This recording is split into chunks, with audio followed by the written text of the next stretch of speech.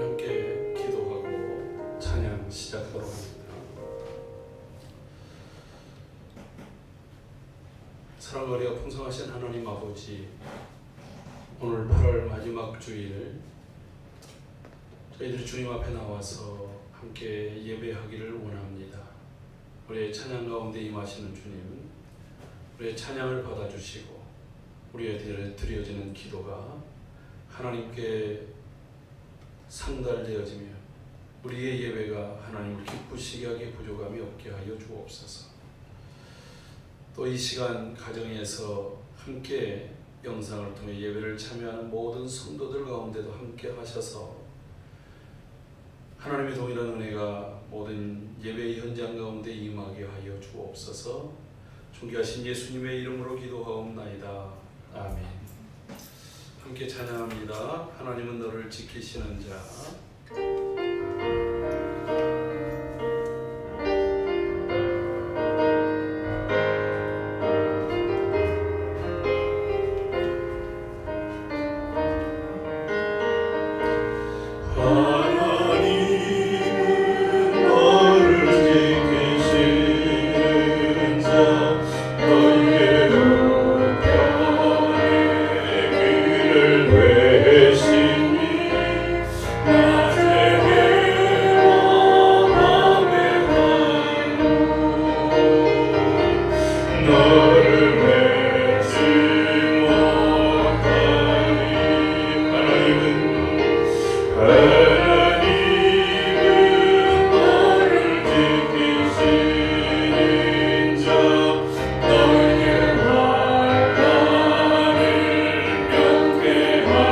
하시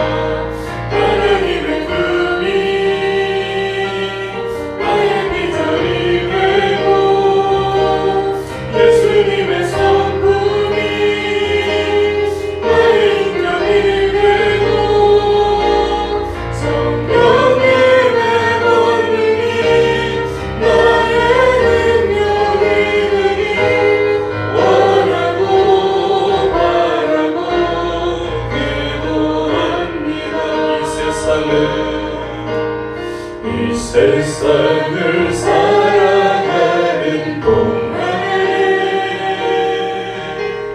나의 힘을 의지할 수 없으니 기도하고 낙심하지 말 것을 주께서 참 소망이 되시리라. 하나님의 금이 나의 비전이 되고 예수님의 성품이 나의 인격이 되고 성령님의 권능이 나의 능력이 되니 원하고 바라고 기도합니다. 주의 길을 걸어가는 동안에 세상에 나 의지할 수 없으니 남자도 낙심하지 말 것을 주께서 참 기쁨이 되시리라. 하나님의 금이 나의 비전이 되고 예수님의 성품이 나의 인격이 되고 성령님의 권능이 나의 능력이 되니 원하고 바라고 기도합니다. 하나님의 금이 나의 비전이 되고 예수님의 성품이 나의 인격이 되고 성령님의 권능이 나의 능력이 되기 원하고 바라고 기도합니다.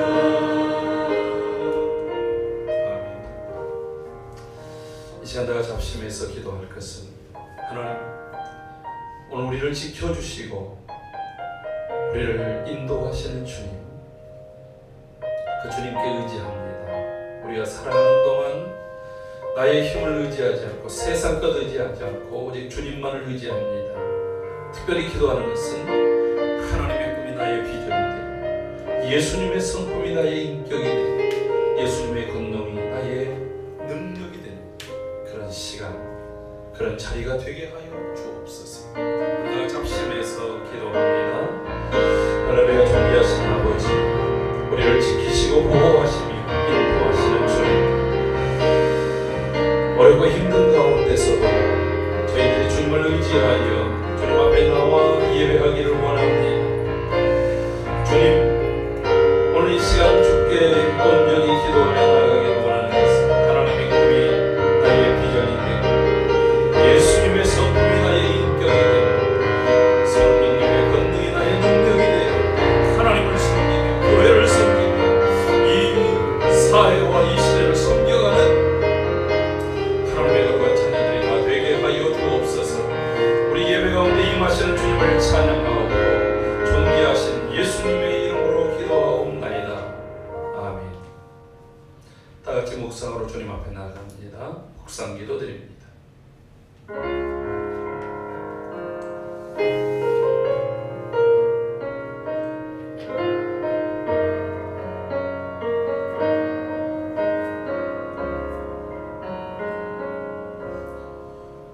나의 영혼이 잠잠히 하나님만 바라며 나의 구원이 그에게서 나오는도다. 오직 그만이 나의 반석이시요 나의 구원이시요 나의 요새시니 내가 크게 흔들리지 아니하리로다. 아멘. 사랑과 은혜가 풍성하신 우리 아버지 하나님, 오늘 거룩한 주일, 특별히 8월 마지막 주일을 저희가 맞이하여 주님 앞에 나와 예배하며 하나님께 영광 돌리오니 우리의 예배를 받아 주시옵소서. 세상은 코로나19 전염병으로 흔들리고 또 사람들은 불안해하고 또 믿음에서 때로는 실족하고 좌절하는 그러한 상황 속에서도 신실하신 하나님, 우리를 끝까지 붙잡아 주시고 인도하시며 여기까지 이르게 하신 것을 감사드립니다. 오늘 이 거룩한 주일 주님 앞에 온전히 예배하기를 원하오니 성령 하나님께서 우리를 하나로 엮어주시고 인도하여 주셔서 하나님께 영광이요, 오늘 예배하는 모든 성도들에게는 한량없는 은혜가 그리고 주의 평강이 충만한 시간이 되게 하여 주옵소서. 예배하는 처음 시간입니다. 마치는 시간까지 우리의 마음과 생각을 하나로 이끌어 주시고 홀로 주님 영광을 받으시며 흑암의 권세는 침범하지 못하도록 주관하여 주옵소서. 존귀하신 예수님의 이름으로 기도하옵나이다. 아멘. 다같이 찬송가 35장을 함께 찬송드리겠습니다.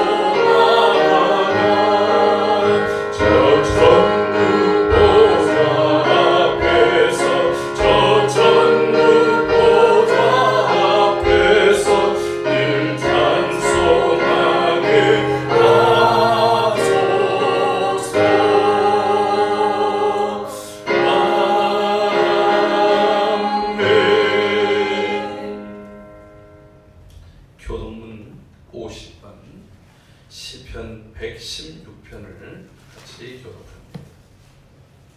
교동문 50번 시편 116편입니다.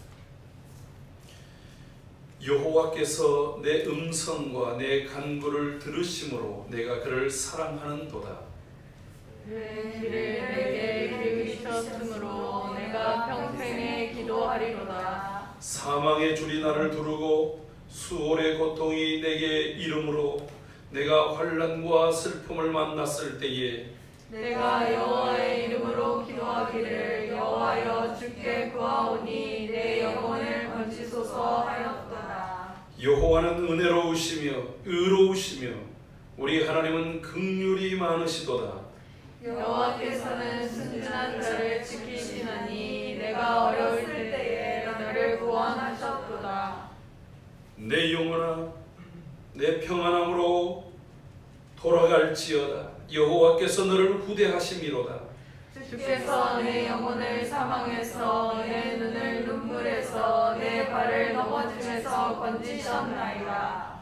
내게 주신 모든 은혜를 내가 여호와께 무엇으로 보답할까?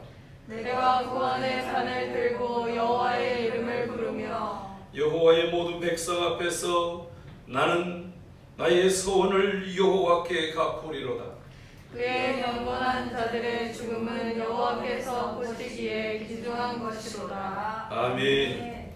다 같이 사도신경으로 우리의 신앙을 고백합니다. 나는 전능하신 아버지 하나님 천지의 창조주를 믿습니다. 나는 그의 유일하신 아들 우리 주 예수 그리스도를 믿습니다. 그는 성령으로 잉태되어 동정녀 마리아에게서 나시고 본디오 빌라도에게 고난을 받아 십자가에 못 박혀 죽으시고 장사된 지 사흘 만에 죽은 자 가운데서 다시 살아나셨으며 하늘에 오르시어 전능하신 아버지 하나님 우편에 앉아 계시다가 거기로부터 살아있는 자와 죽은 자를 심판하러 오십니다. 나는 성령을 믿으며 거룩한 공교회와 성도의 교제와 죄를 용서받는 것과 몸의 부활과 영생을 믿습니다. 아멘. 찬송 516장 찬송 함께 드리겠습니다.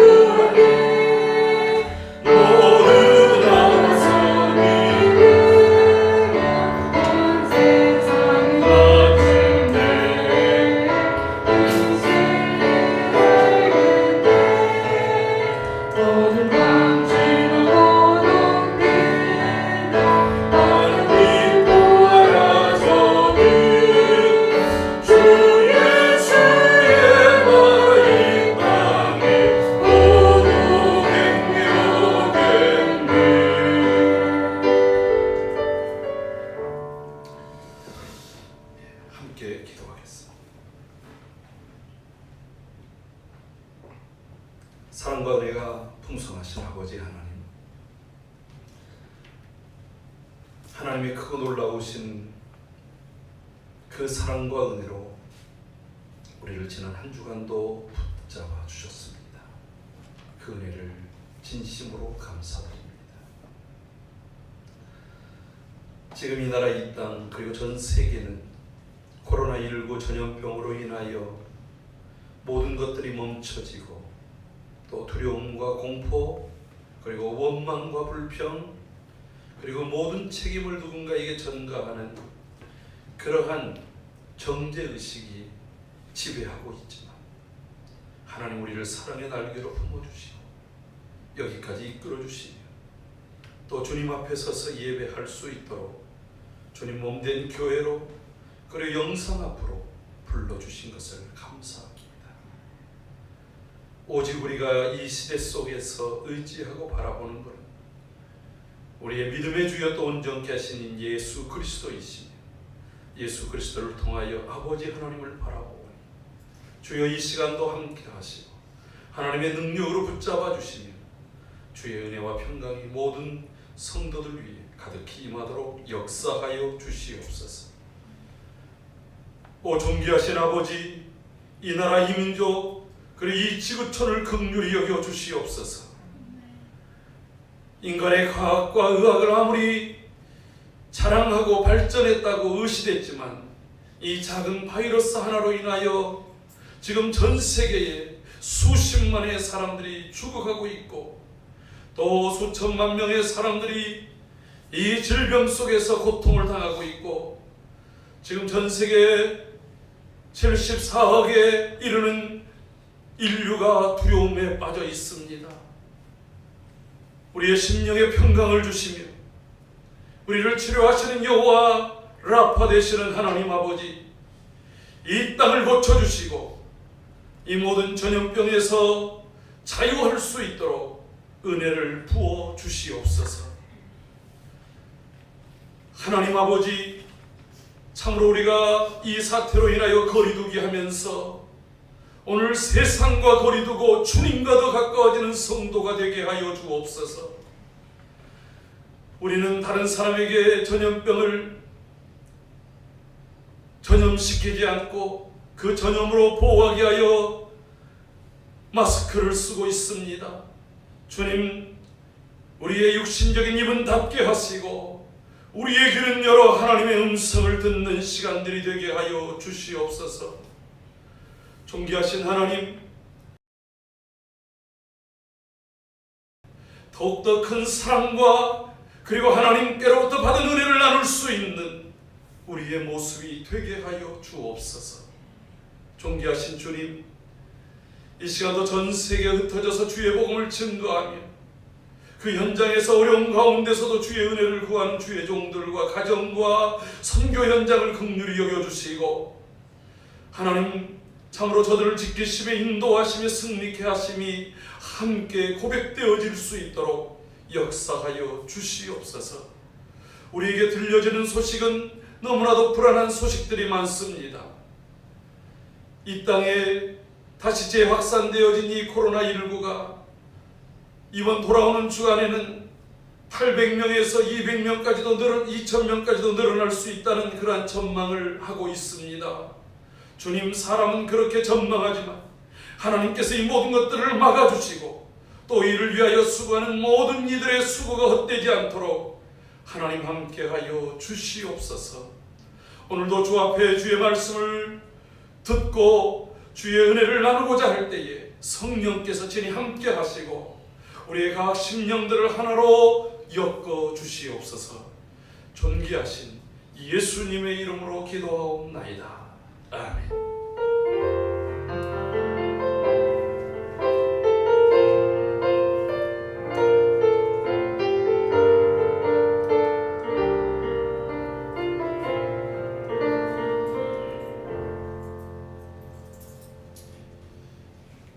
하나님의 말씀은 시편 105편 16절부터 22절입니다.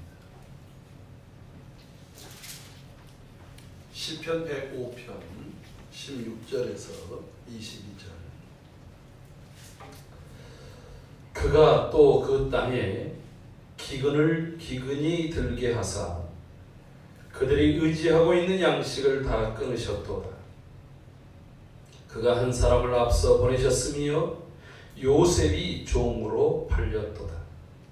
그의 발은 착고에 차, 그의 몸은 쇠사슬에 매였으니 곧 여호와의 말씀이 응할 때까지라.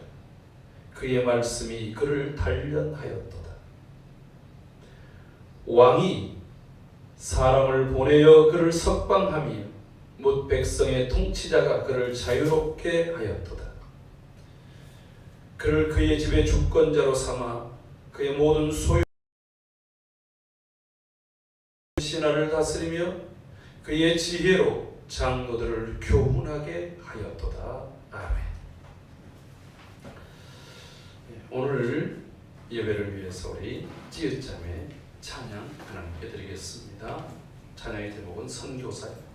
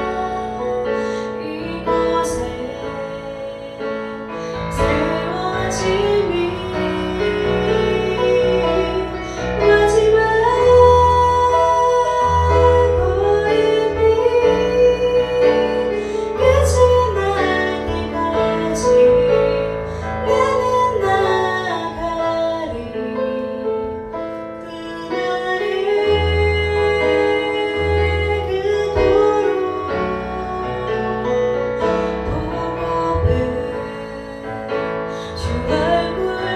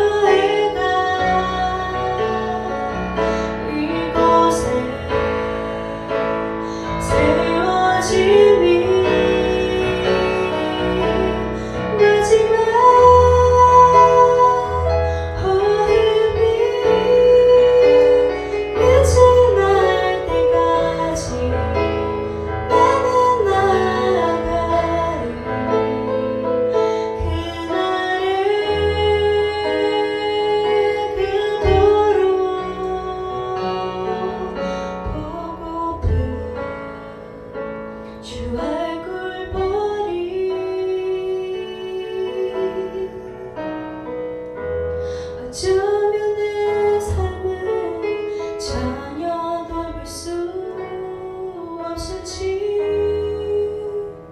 모르겠지만 나를 보내시고 무너진 그 땅에 내세며 묻으소서.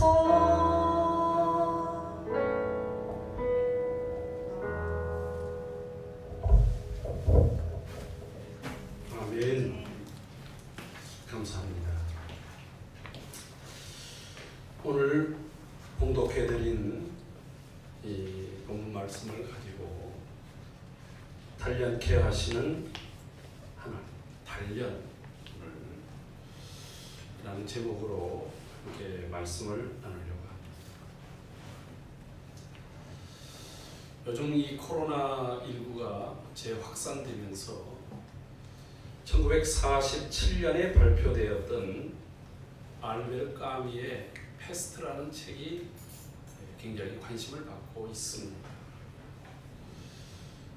1947년도에 발표됐으니까 굉장히 오래된 책 아니겠습니까? 근데 이 책이 이렇게 관심을 받는 이유는 이 책의 내용이 이런 내용입니다. 알제리의 작은 마을 해안 도시에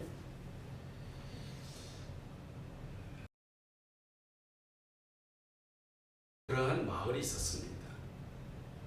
근데 이 마을에서 피를 토하면서 죽어가는 쥐들이 다량으로 발견되게 된 것입니다.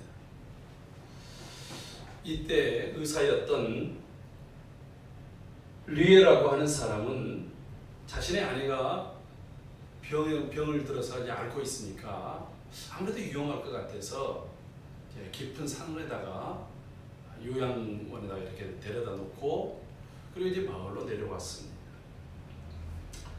그러던 한 달 사이에 이 의문의 병으로 인해서 수많은 사람들이 이 마을에서 죽어가는 거예요. 사실 이 병이 무엇이냐면 온대 지방에서는 사라진 것으로 알았던 바로 패스트였습니다.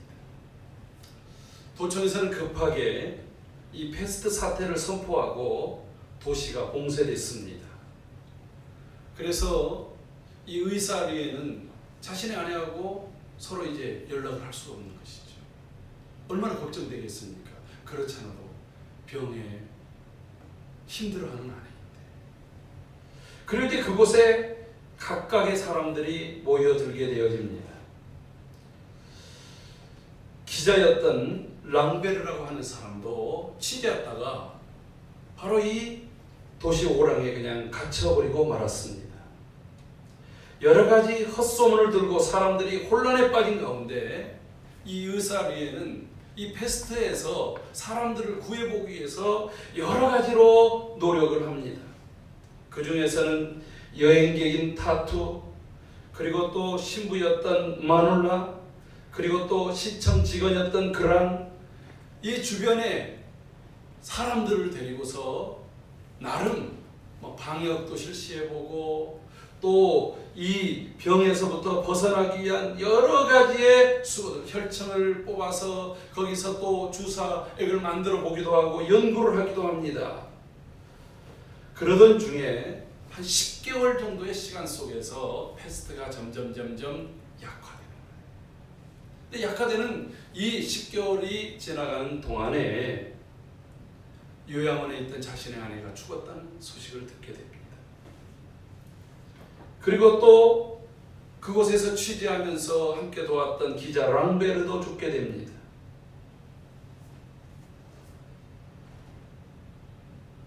봉쇄가 풀렸을 때에 많은 사람들이 새로운 그러한 환경이 됐지만 그들 속에 심겨졌던 그러한 그 상처와 상흔들은 말로 다 할 수 없게 됐습니다.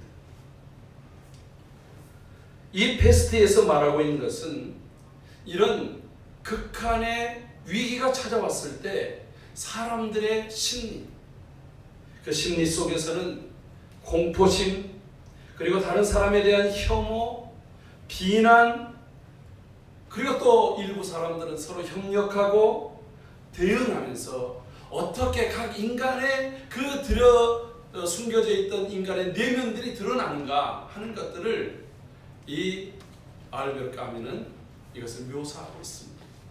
물론 이 이야기는 단순히 패스트와 같은 전염병을 말하는 것이 아니라 2차 세계대전과 그리고 그때 당시에 그 물들에 있었던 어떤 전체주의적인 그런 사고에 대한 또 비판이라고도 말을 하기도 합니다.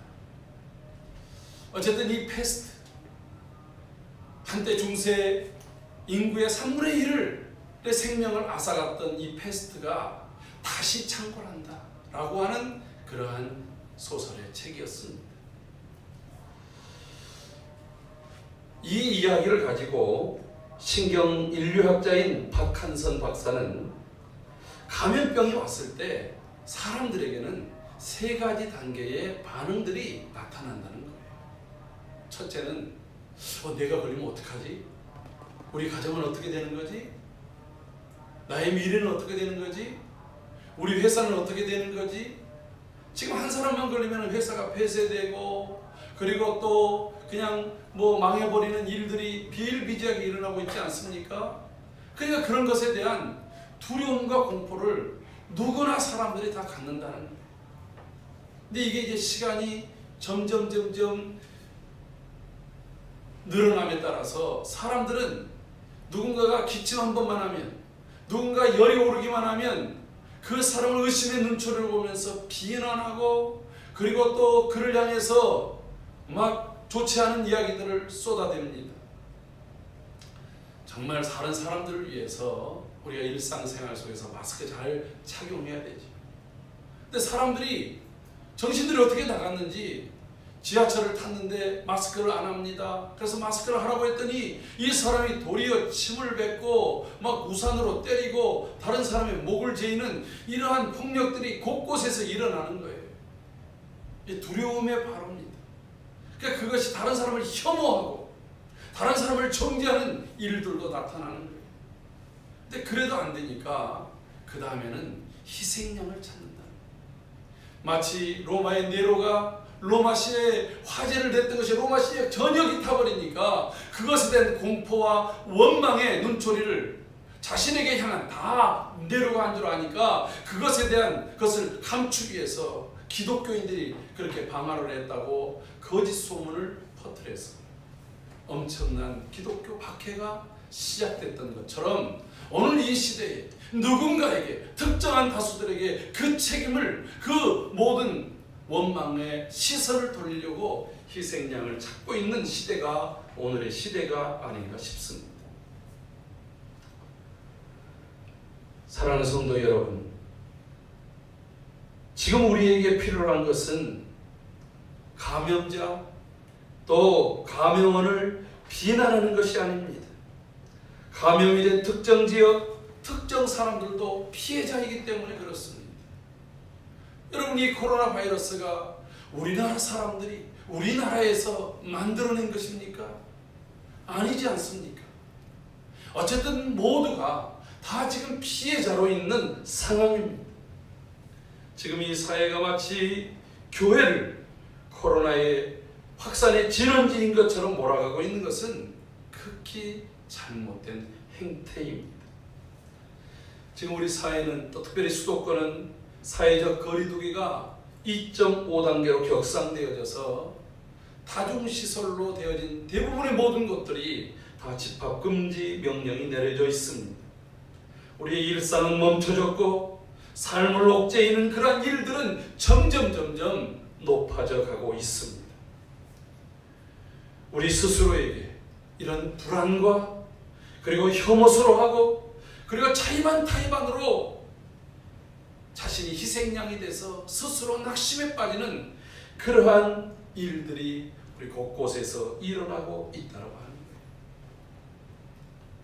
그럼에도 불구하고 사랑하는 성도 여러분, 오늘 하나님께서 우리에게 들려주시고자 하시는 것. 제가 지난주에 한 지인이 저에게 한 영상을 보내왔어요. 한옥 목사님이라고 하는 분이 그 교회 성도들과 더불어서 그 성도들을 위로하고 격려하기 위해서 이런 이야기를 하는 거예요. 자신이 갑자기 80년대 중후반 90년대에 보았던 드라마가 생각난다는 거예요.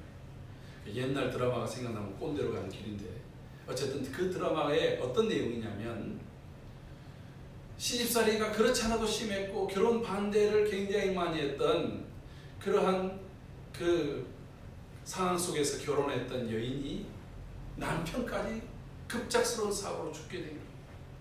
그리고 그 시집 식구들이 얼마나 그 여인을 핍박하고 받게 하겠습니까? 남편을 잡아먹은 사람이라고, 재수없는 여자라고, 그냥 머리끄댕이를 부여잡고 온갖 악다구니를 하고 돌아가는 거예요. 남편을 잃은 것도 슬프고 괴로운데 시댁 식구들로부터 그런 모진 고통과 그리고 모욕을 당한 이 여인이 정말 슬픈 마음으로 집안으로 돌아오는데, 그때 시골에서 친정엄마가 올라오신 거예요. 그거를 보지 않아도, 말을 하지 않아도 상황이 어떤 상황인지 뻔히 알지 않겠습니까? 그때 이 친정엄마가 그 딸을 이렇게 껴안으면서 말합니다. 울지 마라, 울지 마라. 네 탓 아니다, 네 탓 아니다. 여러분, 지금 하나님께서 오늘 우리 그리스도인들을 향해서 바로 똑같이 이와 같이 말씀해 주지 않는가 싶습니다. 울지 마라, 네 탓이 아니다. 여러분, 이 코로나가 창궐되어진 것, 코로나로 인해서 수많은 사람들이 두려워하고 불안하는 것, 사랑하는 성도들아, 너희 탓이 아니다. 여러분, 이럴 때일수록 우리가 방역도 또 마스크도 개인위생도 철저히 해야겠지만, 오늘 우리에게 하나님 들려주시는 위로는 네 탓이 아니라는 거예요. 그러나 그럼에도 불구하고 우리는 이러한 환경 속에 있는 것, 이런 지탄을 받는 것, 하나님 어찌하여 이런 일들이 우리에게 있습니까? 이런 마음이 들지 않습니까? 이러한 좌절과 낙심에 있을 때에 다시 용기를 주고 위로를 주고 새 소망을 줄 해답을 오늘 주님께서 우리에게 말씀해 주고 있습니다.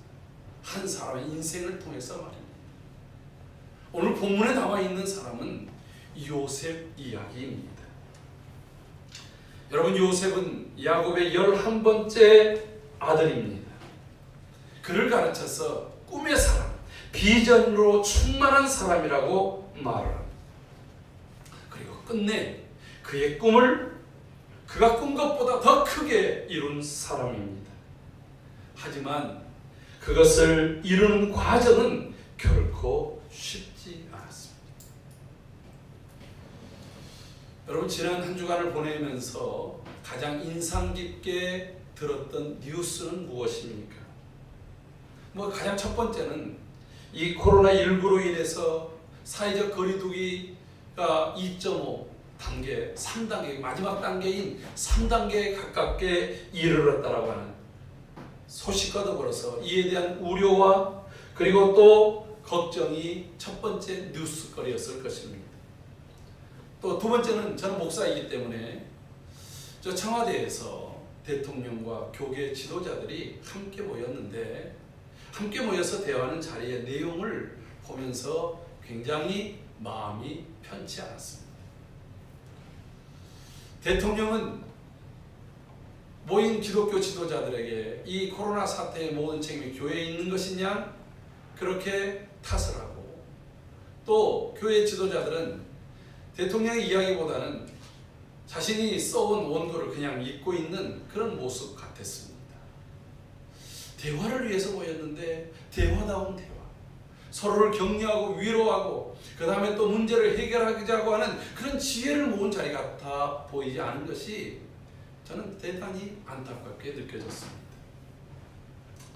또 하나의 소식은 일본의 최장수 총리인 아베 총리가 자기의 건강상 이유로 이제 사퇴하겠다라고 하는 그러한 발표를 했습니다. 이 아베라고 하는 사람은 굉장히 극우적인 성격을 가지고 있어서 우리 한국과의 관계에 있어서 굉장히 극한에 치닫을 수 있도록 만든 사람 중에 한 사람이었기 때문에 그에 대한 관심이 굉장히 컸습니다. 일본이 과거 우리나라에 행했던 일들에 대해서 결코 반성하지 않습니다. 그 배상에 대한 책임에 대해서 우리 이미 다 끝났다. 그리고 외면합니다. 그리고 또한 무역 보복 전쟁을 행합니다. 그 우리나라도 거기에 따라서 뭐 지소미아를 이제 더 이상 협정을 없애고 또 우리나라도 마찬가지로 일본에게 그렇게 수출하지 않을 품목 수입하지 않겠다 그렇게 으르렁대고 일본 물품에 대해서 또 불매운동을 해서 서로 관계가 굉장히 좋지 않게 됐지요. 일본에 가지도 않습니다. 일본 물건을 사지도 않습니다. 이런 대치가 언제까지 되겠습니까? 그런데 이제 그가 그만둔다니까 새로운 뭔가의 기대감을 가져보는 것이죠. 아마 이런 것처럼 이렇게 뉴스 채널이 있었다고 한다면 지금으로부터 무려 약 한 3,500년, 약 한 4,000년 가까운 그 시간 전에 애국 전체를 들썩거리는 최고의 뉴스가 나왔습니다. 그것은 전격적으로 한 사람을 총리로 발탁했습니다. 뉴스의 헤드라인에 이렇게 쓰여 있었을 것입니다. 혜성같이 나타난 30세의 젊은 총리. 바로의 고민을 일거에 해결한 사람. 그리고 아마 뉴스가 나왔을 때는 그의 이름이 사브낫 바네아라고 하는 이름으로 나왔을 것입니다. 그 사람들이 그 뉴스를 듣고 사브낫 바네아가 누구야? 지금까지 한 번도 들어보지 못했던 사람이었습니다. 그리고 그에 대해서 그 다음에 들려지는 소식은 더 충격적이었습니다. 그는 애굽의 고관 대작의 자녀가 아니었습니다. 아니 애굽 사람이 아니었습니다. 그는 물 건너온 자라는 별명을 가진 히브리 노예 출신이었습니다. 아니 노예가 이 거대한 그 당시에 최강국이 애굽인데 그 애굽의 총리가 되다니, 그것도 30세의 나이에 말입니다. 더군다나 그는 이제 갓 감옥에서 출소해서, 아니 감옥에 있다가 감옥에서 지금 데리고 와서 그를 총리로 발탁했다는 거예요. 사람들의 놀랍, 경악, 그리고 또 지금 어떤 사람들은 의문을 제시하지 않겠습니까? 그 바로의 문제라고 하는 것이, 바로가 꿈을 하나 꿨는데 그 꿈을 애굽에 지혜 있는 어떤 사람들도 잘 해결하지 못하는데, 말을 못하고 있는데 이 청년이 바로의 꿈을 해석했다는 거예요. 여러분 그 꿈 해석이 아직 이루어진 것 아니지 않습니까? 근데 바로가 그 이야기를 듣고 마음이 후련해가지고 그 자리에서 총리를 만들었다는 거예요. 우리는 믿는 사람으로서 애굽에서 요셉이 이렇게 총리가 된 것에 대해서 우와 그랬지만, 애굽 사람들은 바로 미친 거 아니야? 바로 지금 정신 나간 거 아니냐고 그런 의구심에 눈초리로 말하지 않았겠습니까? 그런데 오늘 성경 본문을 보면 재밌는 기사가 하나 있습니다. 우리 다 같이 출애굽기 41장 37절부터 38절을 한번 읽어보겠습니다. 창세기 41장 37절 38절입니다. 바로와 그의 모든 신하가 이 일을 좋게 여긴지라. 바로가 그의 신하들에게 이르되 이와 같이 하나님의 영에 감동된 사람을 우리가 어찌 찾을 수 있으리요 하고. 아멘. 자, 이 요셉의 이야기를 듣고 요셉을 보고 나서 바로뿐만 아니라 그 바로 곁에 있었던 모든 고관 대작들의 반응이 요셉의 하는 이야기, 요셉의 꿈 해몽과 그 꿈에 따라서 일에 대한 진단과 그리고 또 해결의 방안에 대한 제시에 대해서 바로와 바로의 모든 신하들이 다 좋게 여겼다는 거예요. 동감했다는 거예요. 그 한마디의 이야기가. 여러분, 이 요셉에 대해서 검증된 게 하나도 없잖아요. 국회 청문회를 통과한 게 없지 않습니까? 그런데 이 이야기 하나만을 가지고도 일단 고민에 빠져 있었던 이 애굽 왕실에 있는 모든 사람들이 좋게 여겼고, 그리고 반응하는 것이 뭐냐면 하나님의 영에 감동된 사람을 어디서 우리가 찾을 수 있겠는가 라고 이야기를 하고 있습니다. 그래서 총리를 맡긴 것입니다. 여러분, 근데 우리가 한 가지 생각해 보셔야 될 게 있어요. 성령의 충만함이 다른 것 경험도 없고 지식도 없어도 모든 것들을 다 맡길 수 있겠습니까? 국가의 안보, 국가의 미래, 국가의 모든 것들을 다 맡길 수 있겠습니까? 성령 충만하면 의사시키고, 성령 충만하면 교수시키고, 성령 충만하면 대통령시키고, 그럴 수 있겠냐고요.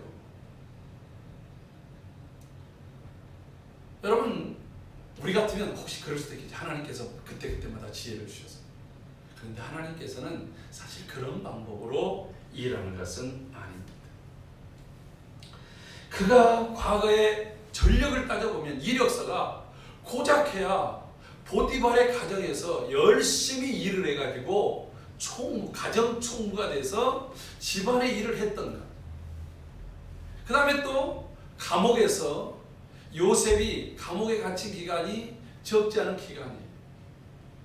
최소 이 요셉이 이제 그 술 맡은 관원장과 떡 맡은 관원장을 만났을 때가 28살입니다. 왜냐하면 2년 후에 바로 앞에 섰을 때가 30살이었어요. 그러면 훨씬 그 이전에 감옥에 갇혔지 않겠습니까? 감옥에 가자마자 감옥의 그 간수장이 요셉에게 감옥의 모든 재반 업무를 요셉에게 자유롭게 맡길만 하지는 않았을 것 아니겠어요? 왜요? 감옥에 들어갔는데 어떤 죄로 들어갔어요? 주인의 아내를 성폭행하려다가 미수로 끝인 성폭행 미수범이에요. 파람치범이에요. 원래는 이런 노예는 곧바로 사형을 시켜도 그것은 아무런 잘못이 아니에요. 그가 누구입니까? 바로의 교모대장 보디발입니다. 막강한 권세를 가지고 있는 사람입니다.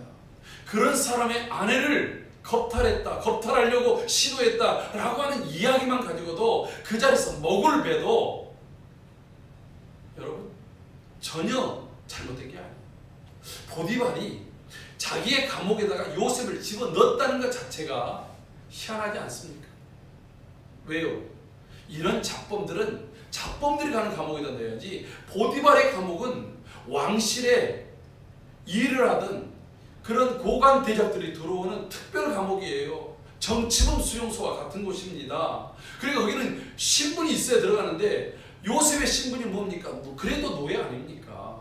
그런 노예가 거기에 들어간 것, 이거는 나중에 얘기하겠지만 하나님의 놀라운 절대적인 섭리의 역사였다라고 하는 거예요. 그런데 중요한 것은 그가 감옥에서 한 그것이 처음부터 가서 그런 건 아닐까? 왜? 오늘 이 본문 이 시편 105편에서는 그가 손에 수갑이 채이고 발에 착고가 채였다라고 말하고 있어요. 그는 감옥 속에서 한참 동안 있었다는 얘기예요. 그 모습으로. 그런데 감옥 속에 갇힌 이 죄수가 특이한 거예요. 보디발의 집에서도 노예 팔려가서 노예로 있는 이 히브리 아이가 하나님이 그에게 함께 하신 거예요. 그걸 다른 말로 얘기하면 애굽 사람들이 하나님 믿는 사람들도 아니니까 이에게는 뭔가 특별한 게 있어요. 그래서 그에게 맡긴 일들은 형통한 거예요. 잘 되는 거예요. 그래서 이 일이 하나하나 더 맡겨보면 다른 사람이 못하던 일을 맡겨봐도 잘 되고, 다른 사람이 안 하려고 하는 일을 맡겨도 잘 되고, 다른 사람이 어려워하는 일을 맡겨도 잘 되는 거예요. 근데 감옥에서도 똑같은 현상이 일어난 거예요. 그러니까 간수장이, 감방 안에서 간수장이 최고 아닙니까? 그러니까 너 어디 나와봐. 너 이거 한번 해봐. 이거 한번 해봐. 일을 할 때 간수장도 편하고 거기에 있는 거물급 정치 죄수들이 언제 나갈지 모르잖아요. 그들이 만족해하는 거예요. 일이 잘 돌아가는 거예요. 감옥이 평안해지는 것이 무슨 이력이 되겠습니까? 나라 전체를 경영하는데 무슨 이력이 되겠냐고요. 이런 측면에는 우리가 꼭 알아야 될 것이 있습니다.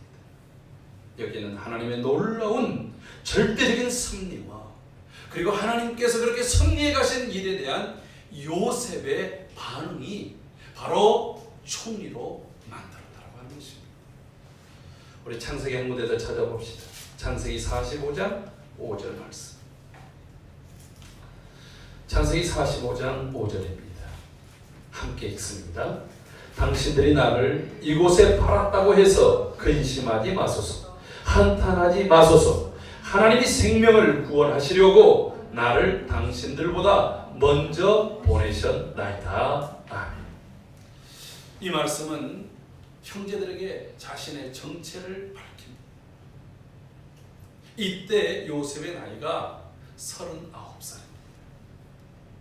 7년 풍년이 지나고 흉년이 된 지 2년이 됐습니다. 집에서 형들에 의해서 팔리고 그리고 노예가 돼서 지금 살아온 지 그러니까 무려 22년의 세월이 흘렀습니다. 다 죽은 줄 알았습니다. 살아있다 해도 이 애굽 어느 곳에 어떤 집에서 미천한 노예로 살아있어야 될 요셉이 애굽의 가장 막강한 파라하고 버금가는 그런 권세를 지닌 총리로 그들 앞에 서 있는 거예요. 얼마나 놀랐겠습니까?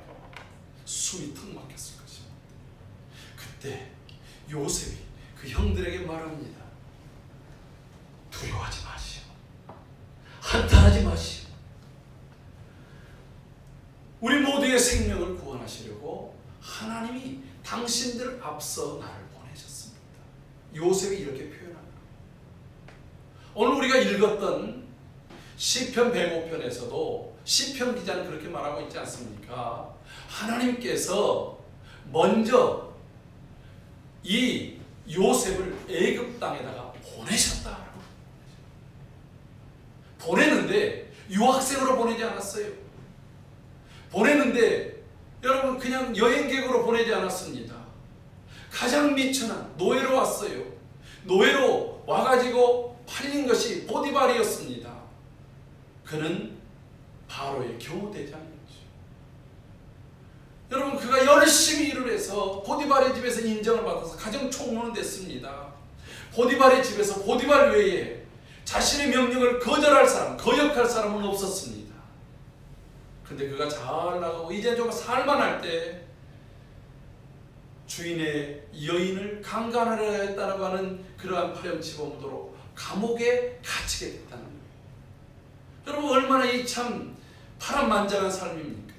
제가 마침 오늘 아침에 창세기를 묵상하던 가정 중에 이 요셉을 보면서 요셉의 다른 면들, 요셉이 어떻게 그렇게 될 수 있었을까 하는 하나님께서 오히려 아버지 집에서 떠나서 있는 그 시간까지 그 13년의 시간은 요셉을 엄청난 사랑으로 뒤바꿔 놓는 훈련의 시간이었음을 한번 살펴보았습니다. 그리고 어떻게 요셉은 바뀌었는지를 아침에 묵상을 했습니다. 요셉이 그렇게 바뀐 거예요. 정말 하루아침에 사람들은 그가 스타가 됐다라고 말을 하지만 그가 그 스타로 등극하게 될 때까지는 13년이나 되는 엄청난 시간을 인내해야 됐던 것입니다. 근데 하나님께서 이것을 거꾸로 보면 여러분 요셉이 만약에 지금 감옥에 있지 않았다고 한다면 어떻게 바로 앞에 설 수 있었겠습니까? 한번 생각해 보세요. 그 감옥에서 술을 맡은 포도주를 맡은 관원장을 만나지 않았다면 그 관원장의 꿈을 꾸지 않았다면 그 꿈을 해석해 주지 않았다면 요셉을 누가 바로 앞에 청구할 수 있겠습니까? 만약에 요셉이 보디발의 집으로 팔리지 않았다고 한다면 어떻게 보디발의 감옥에 들어갈 수 있었겠습니까? 보디발의 아내가 요셉을 모함해서 그를 감옥으로 보내지 않았다고 한다면 어떻게 이런 일이 일어날 수 있겠어요? 그러니까 그 사람들이 잘했다는 얘기 아니에요. 요셉을 총리로 만들기 위해서 형들이 잘 팔았고, 그리고 또 요셉을 총리로 만들기 위해서 이스마엘 상인들이 보디발에게 잘 팔았고, 또 요셉을 총리로 만들기 위해서 보디발의 아내가 유혹을 하다가 그를 강간범으로 그냥 그렇게 고소를 하고, 그리고 또 열받아 가지고서 보디발이 감옥에 집어넣고.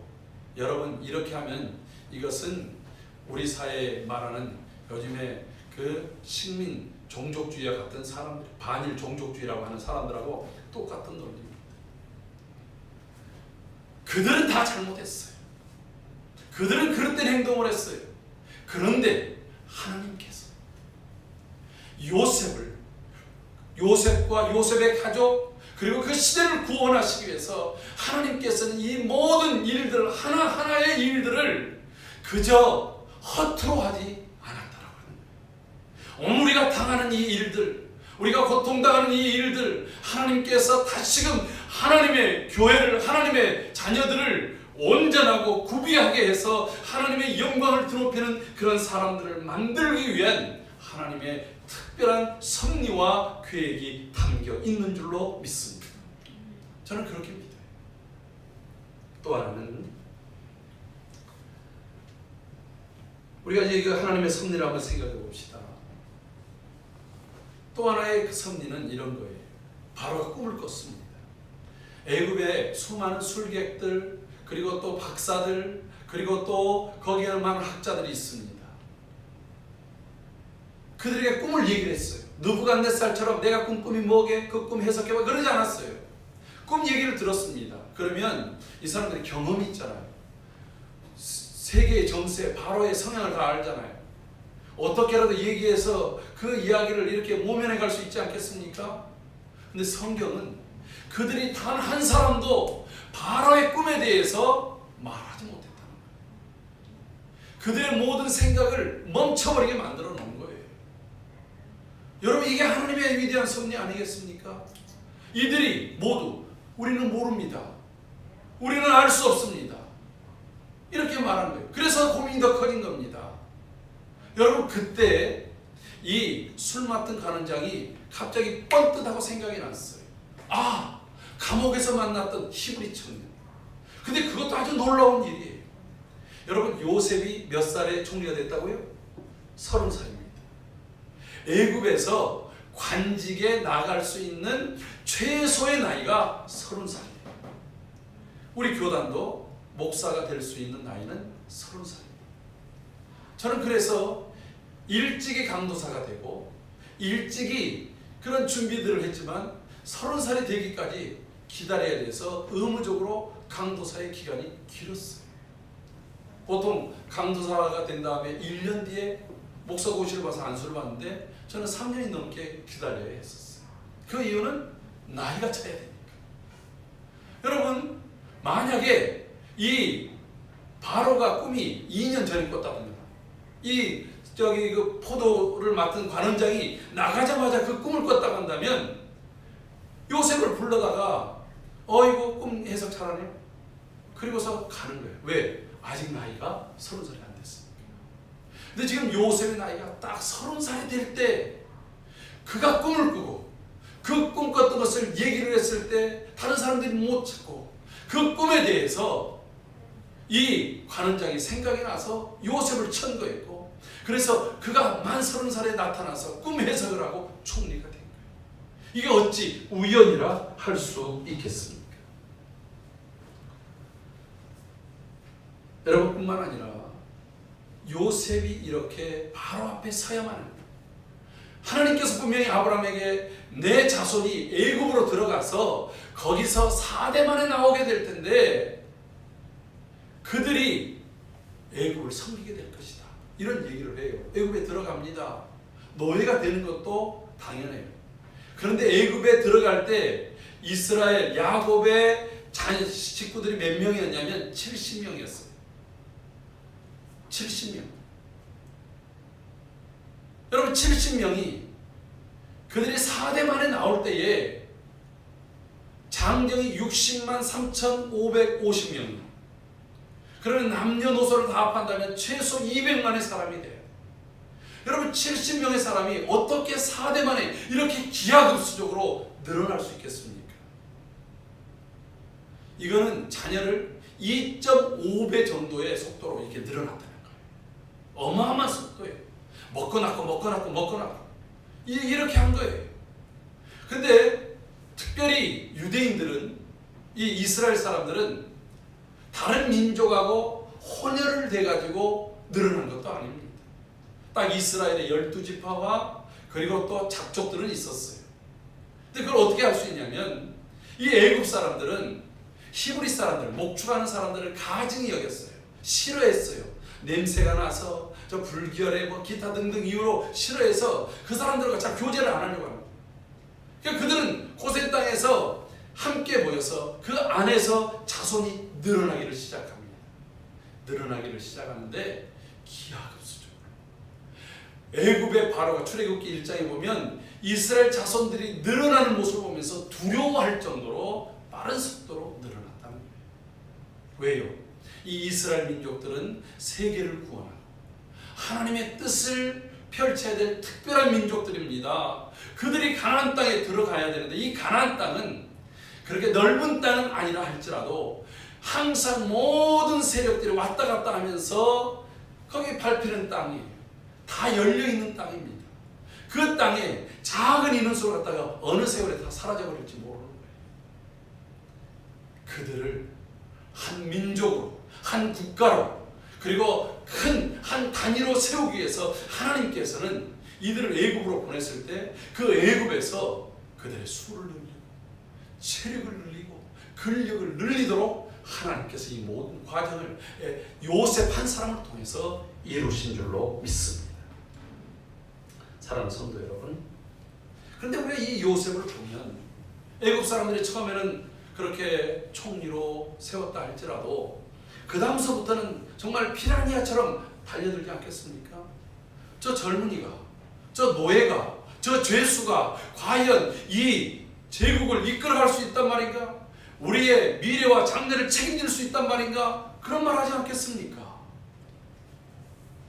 그런데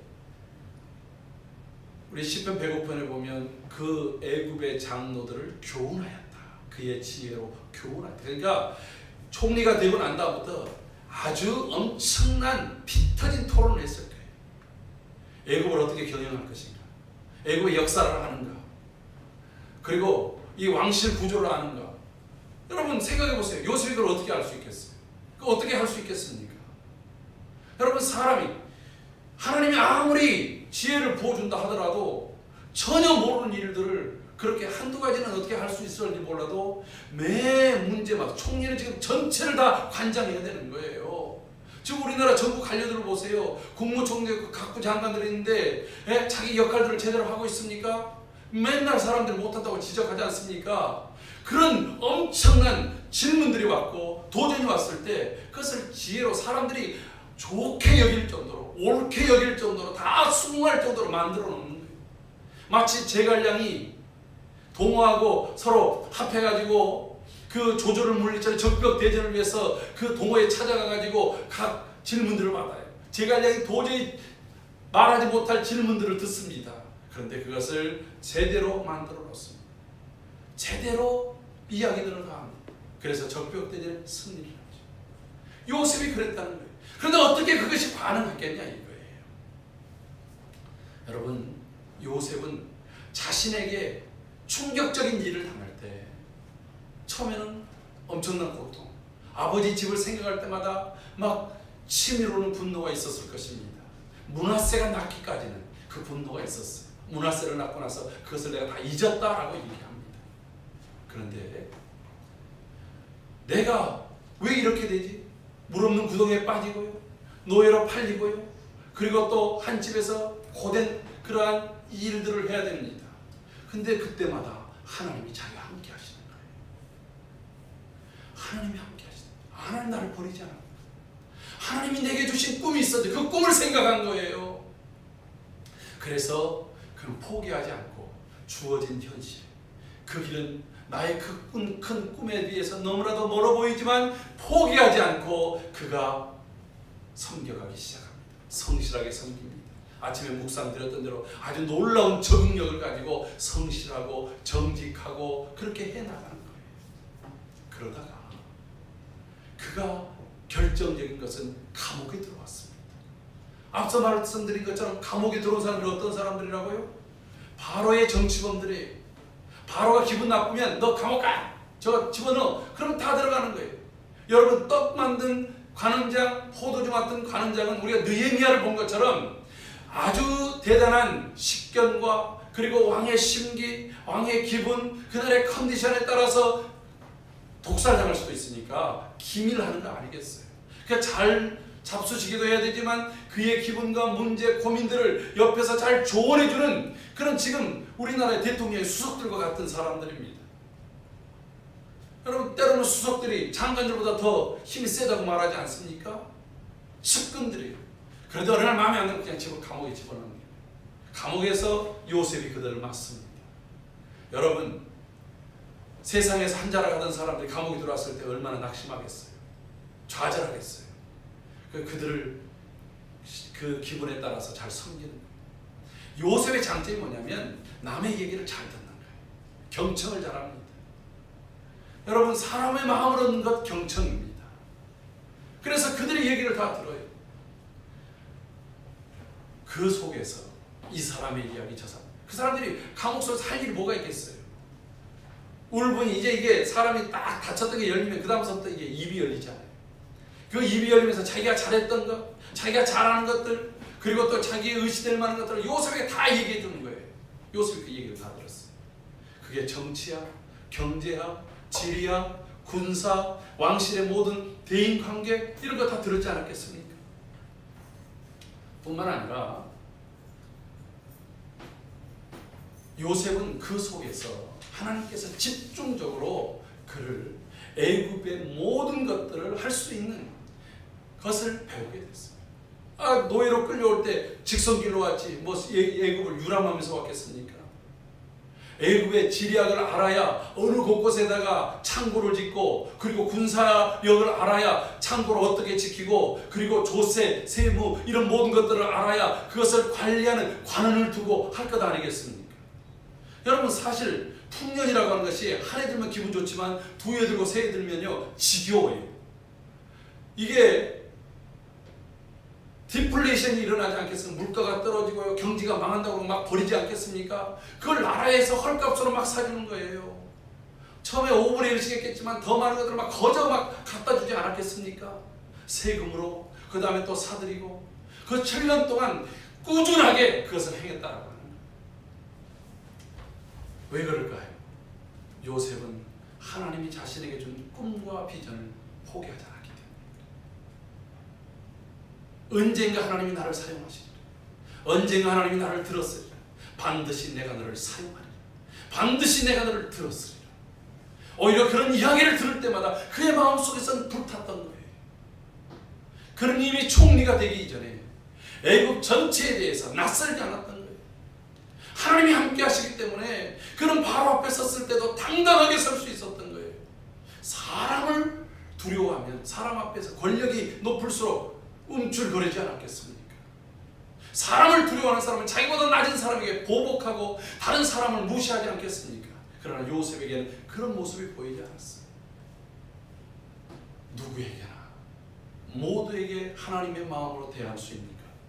바로 그것을 요셉은 배운 것입니다. 여러분, 사람이 미천한 경험치를 높이는 것은 독서라고 합니다. 독서라고 하는 것은 우리가 경험하지 못했던 것들을 간접 경험을 통해서 그 경험을 익히게 되는 것이지. 그래서 세계에서 가장 뛰어난 언어학자라고 불리는 크라센이라는 교수는 읽기혁명이라는 책에서 독서는 천재를 만든다고 얘기했습니다. 여러분, 14세기에 르네상스가 일어난 인문학이, 근데 그 인문학이 퍼질 수 있었던 일들, 그 시대가 세계적인 천재들이 가장 많이 나타났어요. 근데 그렇게 천재들이 나올 수 있었던 가장 큰 역할이 뭐냐면 인쇄술의 발명이었습니다. 구텐베르그라고 하는 사람이 이제 금속활자를 만들어내죠. 그 금속활자를 만들어낸 것이 어떤 효과를 내렸냐? 여러분, 마틴 루터의 그 95개 조항 그 종교 개혁을 일으켰던 것도 이 금수 활자가 일어났기 때문에 인쇄술, 마틴 루터의 책들이 그 독일의 젊은 지식인들에게 널리 퍼질 수 있어서 그런 일들이 가능했다는 거예요. 만약에 그때 당시에 이 르네상스 이 인쇄술이 나오기 전까지는 전 세계의 책이 3만 여 종밖에 안 됐답니다. 근데 인쇄술이 나오고 나서 그 시대에만 800만 종류의 책이 나왔다는 거예요. 어마어마하지 않습니까? 그러니까 그 속에서 뭐 미켈란젤로든지 라파엘이든지 별의별 천재들이 다 나올 수 있어요. 근데 요셉 시대는 그런 글이 없을 때예요. 근데 요셉은 뭘 통해서? 앞서 얘기했던 자신이 섬겼던 그 정치 수용소의 관원들을 통해서 모든 군사, 경제, 정치, 그리고 또 사람과의 관계, 그런 모든 것들을 깨달을 수 있었던 거예요. 여러분, 오늘 우리를 배우게 하고 익히게 하고 오늘 주어진 이 환경이 결코 의미 없이 주어진 것은 아니라고 하는 거예요. 이런 데 더 열심히 성경을 읽고 더 열심히 우리가 읽어야 될 독서의 양이 커지기 바랍니다. 그리고 우리를 더 키울 수 있는 시간들이 되기를 바랍니다. 하나님께서 우리를 세워주실 줄로 믿습니다. 지난 29일 목회데이터 연구소인 엠브레인 트렌드 모니터를 실시했는데 이곳에서 어떤 충격적인 얘기가 나왔냐면 천주교인, 불교인은 좀 신뢰할 만하고 존경스러운데 기독교인은 신뢰할 만하다. 이기적이고 욕심 많고 자기들만 알고 상종하기 어렵다. 기독교 연구소에서 실시한 설문조사. 지금 우리가 만지는 소금처럼 이렇게 전락됐어. 오히려 이 코로나 위기는 오늘 그리스도인들을 더 그리스도인답게, 하나님의 자녀들을 하나님의 자녀답게 훈련시키고 단련시키기 위한 하나님의 마지막 기회가 아닌가 싶습니다. 여러분, 단련이라는 단어를 영어 단어로 사전을 찾아봤더니 train, discipline, fitness, build 이라고 말합니다. 우리를 훈련시키는 것입니다. 우리를 이 제자 훈련할 때 disciple이라고 얘기하거든요. 제자, 단순히 배우는 것이 아니라 인격과 인품, 하나님의 뜻을 담은 사람으로 만들어가는 과정입니다. 여러분, 우리가 특별한 체력 훈련들 할 때 피트니스 한다고 하잖아요. 여러분, 우리에게 힘을 비축하고 다시 우리의 영육을 빌드업, 세우는 이 작업이, 이 단련이 오늘 이 코로나 위기 속에서 하나님이 우리를 성도답게 하고 하나님 자녀답게 하는 그러한 시간임을 우리가 인식하면서 우리를 다시 사용하시기를 원하시는 주, 이 모든 역사를 섭리하시는 주님의 뜻에 순종해 나가는 그런 저와 여러분들이 되기를 주의 이름으로 축원합니다. 기도하겠습니다. 거룩하신 하나님 아버지, 오늘 이 시간 우리가 함께 기도하며 주의 말씀을 듣습니다.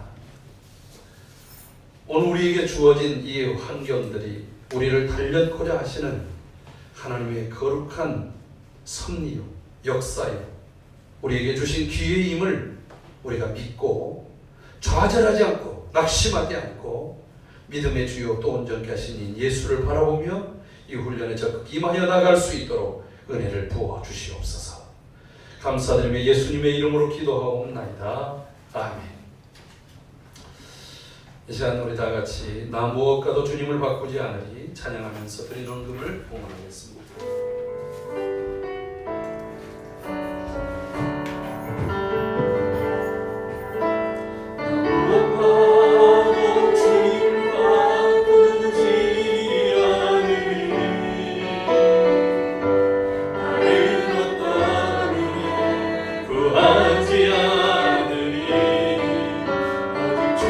주님만이 내 삶의 도움이시니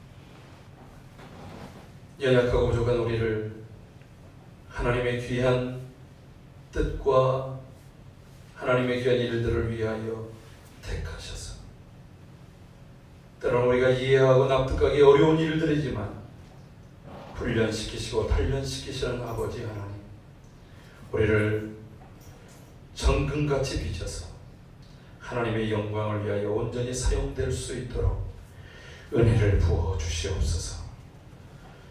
우리에게 주신 것 중에 10의 하나를 구별하여 드립니다. 어려운 시기지만 하나님 우리에게 일할 수 있게 하시고 또 그것을 믿음으로 드릴 수 있게 하시니 감사합니다. 우리의 모든 삶이 하나님의 보호 속에 하나님의 은혜를 누리며 살아갈 수 있도록 축복하여 주시옵소서.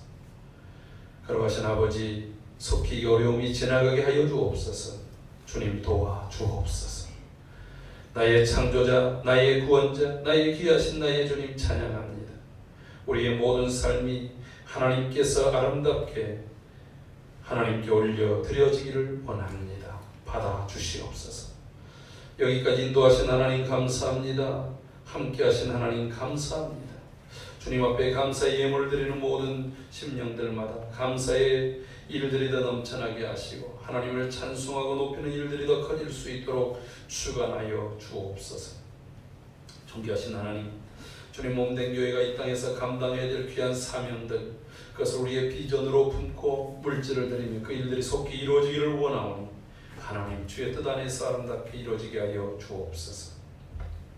선교의 베이스 캠프로 그 역할을 잘 감당하게 하시고 걸어간 다음 세대들을 견고하게 세우게 하시고 어려운 이웃들을 불러 구원하며 위로하며 함께 가는 교회가 되게 하여 주옵소서.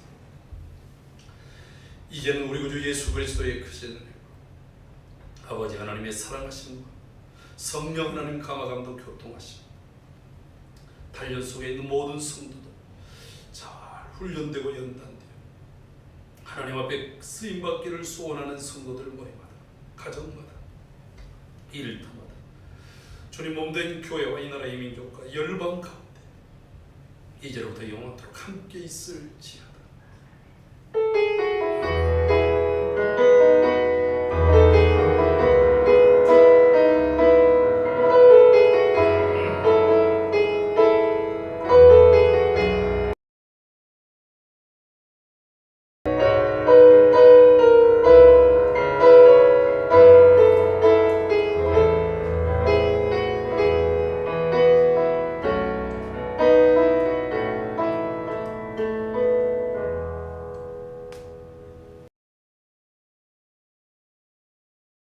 인사 나누겠습니다.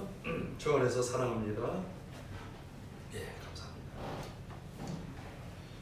교회 소식 몇 가지 전해드리겠습니다. 오늘도 예배 함께 해주신 성도님들 그리고 영상으로 함께 참여한 모든 지체들 주의 이름으로 사랑하고 축복합니다. 사회적 거리두기가 강화되고 있습니다. 방역 수칙을 잘 준수해 주시고 모든 사태가 속히 안정화되고 정상화될 수 있도록 기도해 주시기 바랍니다. 우리가 지금 영상으로 예배할 수 있는 것도 감사한 일이긴 하지만 하나님 앞에서 드려지는 예배의 모습이 무너지지 않도록 힘써 주시고 또 예배의 첫 시작부터 끝까지 함께 해 주시기를 바랍니다.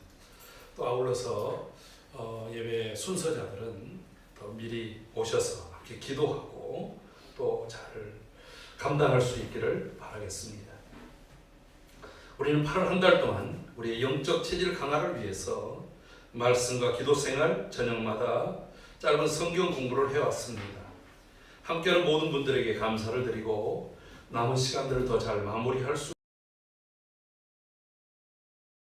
이제 내일 모레부터 9월이 되는데 9월에는 속히 코로나의 사태가 좀 잠잠해져서 정상적인 예배가 회복이 되고 또 목회 계획이 잘 행해질 수 있도록 기도해 주시고 협력해 주시기를 바랍니다.